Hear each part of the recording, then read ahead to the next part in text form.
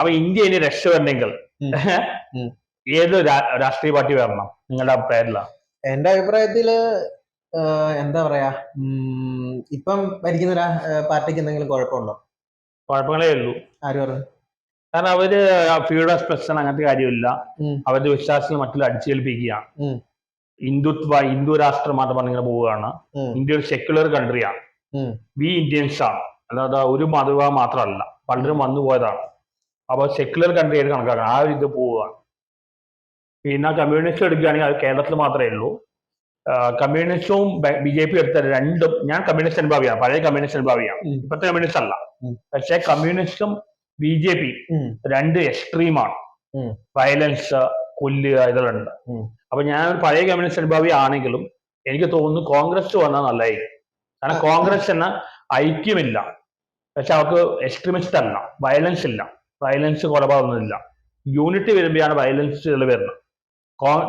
Communist അനുഭാവി ആണെങ്കിൽ ഞാൻ പറയാം, കമ്മ്യൂണിസ്റ്റ് ആയാലും ബി ജെ പി ആയാലും രണ്ടും എക്സ്ട്രീമിസ്റ്റ് ആണ്. പക്ഷെ കോൺഗ്രസ് എക്സ്ട്രീമിസ്റ്റ് അല്ല. അപ്പൊ രാഹുൽ ഗാന്ധി പോലെ ആൾക്കാർ മാറിക്കൊടുത്ത് സച്ചിൻ പൈലറ്റ് പോലെ ആൾക്കാർ വരികയാണെങ്കിൽ, കോൺഗ്രസ് വരികയാണെങ്കിൽ ഇന്ത്യ രക്ഷപ്പെടും.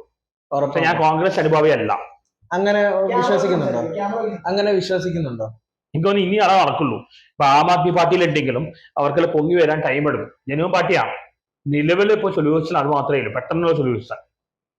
കോൺഗ്രസ്സുകാർ കയറി വരണം. അതിന് രാഹുൽ ഗാന്ധി മാറി കൊടുക്കണം. മിടുക്കന്മാരെ യുവാക്കളെ കൊണ്ടുവരണം. മിടുക്കന്മാരായ യുവാക്കള് ഉണ്ട്. സച്ചിൻ പൈലറ്റ് പോലെ അങ്ങനെ കുറെ ആൾക്കാരുണ്ട്, യുവാക്കളുണ്ട്. ഇയാൾ മാത്രമല്ല, അല്ലാതെ മറ്റേ രണ്ടും പ്രശ്നമാണ്. കമ്മ്യൂണിസ്റ്റ് ആയാലും ബി ജെ പി രണ്ടും. കേരളത്തിൽ അടുത്ത ആര് ഭരിക്കണം? രണ്ടിടത്തും കോൺഗ്രസ് വരണം. രണ്ടിടത്തും കോൺഗ്രസ് വരണം. അത് കേരളത്തിലെ ഭരണം മോശം. കോൺഗ്രസ് ന്യൂട്രൽ പാർട്ടിയാണ്. എനിക്ക് കോൺഗ്രസ് പേഴ്സണലി ഇഷ്ടമല്ലാത്ത പാർട്ടി. പക്ഷെ ഇനി ഇപ്പോഴുള്ള അവസ്ഥയിൽ കോൺഗ്രസ് വരുന്നതായിരിക്കും നല്ലത്.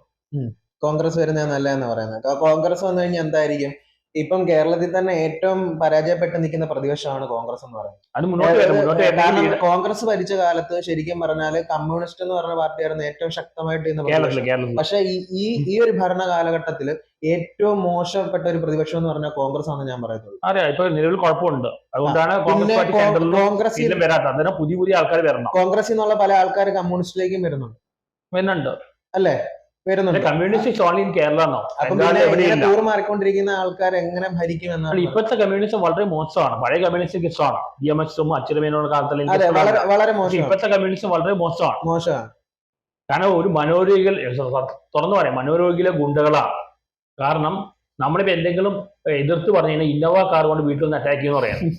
ഇവരെ കുറിച്ച് ഒന്നും പറയാൻ പാടില്ല. BJP ആണെങ്കിലും പ്രശ്നമുണ്ട്. എല്ലാരും BJP നോർത്ത് ഇന്ത്യയിലെ ഫ്രീഡം ഓഫ് സ്പീച്ച് എക്സ്പ്രഷൻ ഇല്ല.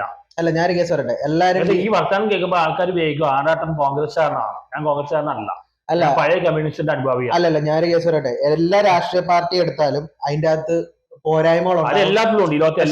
ഞാൻ BJP മാത്രം അങ്ങനെ, BJP ചെയ്യുന്ന ഒരുപാട് നല്ല കാര്യങ്ങളുണ്ട്, അതറിയോ? ചെയ്യുന്നുണ്ട്. ഇപ്പൊ മോഡിക്ക് ഒരുപാട് ഐഡിയാസ്, മോഡിക്ക് നല്ല വിഷൻ. പബ്ലിസിറ്റി ചെയ്യാൻ പല ബുദ്ധിമുട്ടാണ്, കാരണം പലർക്കും പേടിയാണ്.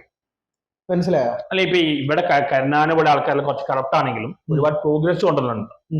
ഇവിടെ കമ്മ്യൂണിസ്റ്റ് പാർട്ടി ആണെങ്കിലും പണ്ട് കമ്മ്യൂണിസ്റ്റ് എന്നുള്ള അച്യുതമേനോനൊക്കെയാണ് കെൽട്രോണെല്ലാം കൊണ്ടുവന്നത്. ഇപ്പോഴത്തെ കമ്മ്യൂണിസ്റ്റ് എന്ന് പറഞ്ഞാൽ പിന്നെ ഇവർക്ക് പോസിറ്റീവ് ഉണ്ട്. ഇപ്പൊ ഗുജറാത്ത് വികസിക്കാൻ കാരണം മോഡി കാരണമാണ്.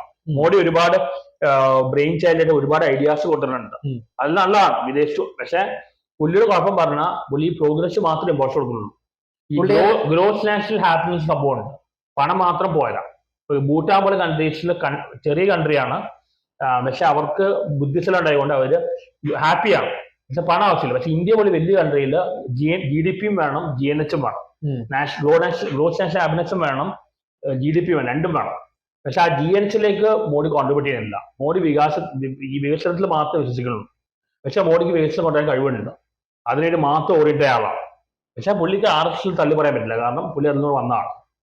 പക്ഷെ ഇവരുടെ വിശ്വാസം മറ്റുള്ള അടിച്ചേൽപ്പിക്കേണ്ട ആവശ്യം. നോർത്ത് ഇന്ത്യയിൽ കുറച്ച് പ്രശ്നമാണ്. ശരിക്കും മോഡി അത്ര മോശക്കാരനല്ല. ഇവിടെ സൗത്ത് ഇന്ത്യയിലെ മീഡിയയിലെ കാരണം പുള്ളി വളരെ മോശം കണക്കാക്കണം. പുള്ളി ഒരു ഇന്ത്യ വികസിക്കണം, ഇന്ത്യയുടെ ഒരു വലിയൊരു ആയിട്ടാണ് എനിക്ക് തോന്നിക്കണം.